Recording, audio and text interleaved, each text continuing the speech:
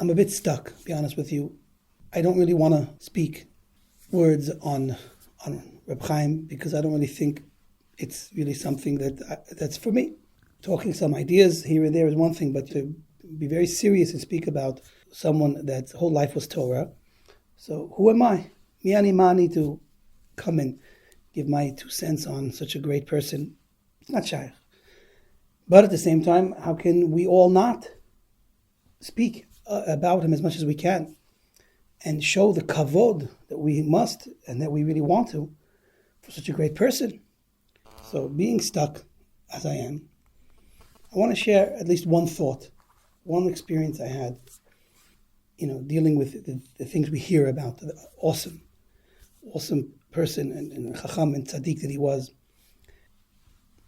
When it comes to learning Torah, giving over Torah, writing Chidushei Torah. So, Baruch Hashem, many people out there are zoche, and we have to be proud and happy with the little bit, each person on their own level, what they're zoche to.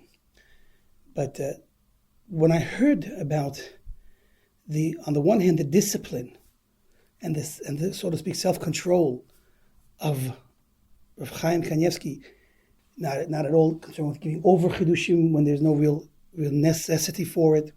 He learns, of course, everyone knows, he learns Kol HaTorah Kula every year, and that's unbelievable.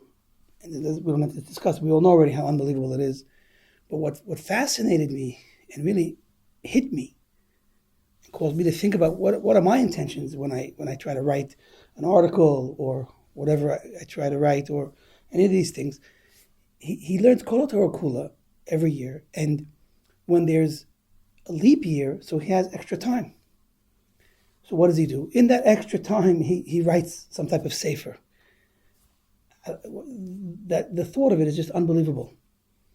On the one hand, the superhuman, beyond human ability to be consistent, day in, day out, year after year, learning everything every year over and over again, and the hasmada, just the ability not to take a moment to stop and to use the extra month to then now squeeze in some chidushim that he writes. He wouldn't allow the idea of spending his time to write out Torah insights or Torah navalei to take away from his responsibility to learn the Kol HaTorah Kula.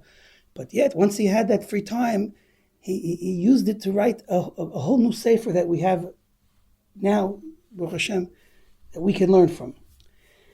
And the balance and in that it really hit me as this is a superhuman person, superhuman. The average person, he's very eager to write, shutim, chidushim, all kinds of things, and lengthy writings. And here we see a person that wasn't even concerned with writing a word, if it wasn't absolutely necessary.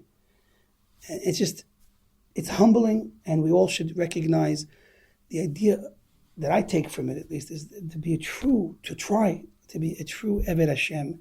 In the end, we have to do what Hashem wants. Sometimes it's hard, but doing what Hashem wants is what's necessary above all.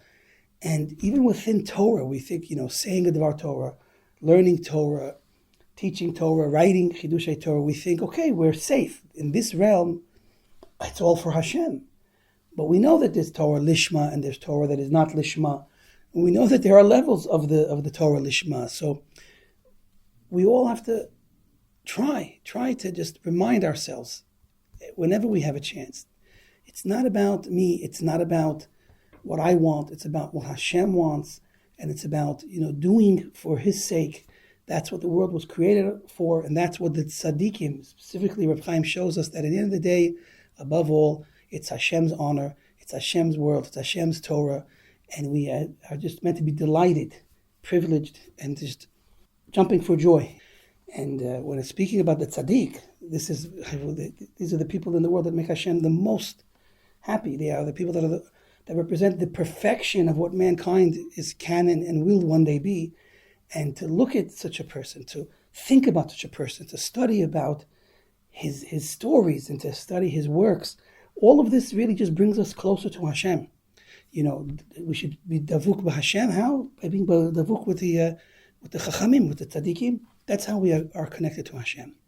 And when we want to think about giving a second thought whether we should or should not stand up and speak about the greatness of Reb Chaim. So, I think it's a kol shekain in the end of the day that we are privileged to speak about Hashem himself, God's greatness. And the tzaddikim, they are mamish, his example in this world. And so we should stand up proud. In the end of the day, we know a person by what he praises. And when we praise the tzaddikim, it tells about who we are, what we want, what we really care about. And we should take the opportunity, especially now that this is a time when it's on us to continue living with him and living with what he has left us, his example, his Torah, and the unbelievable stories that are going to be passing around for the rest of time. Thank you.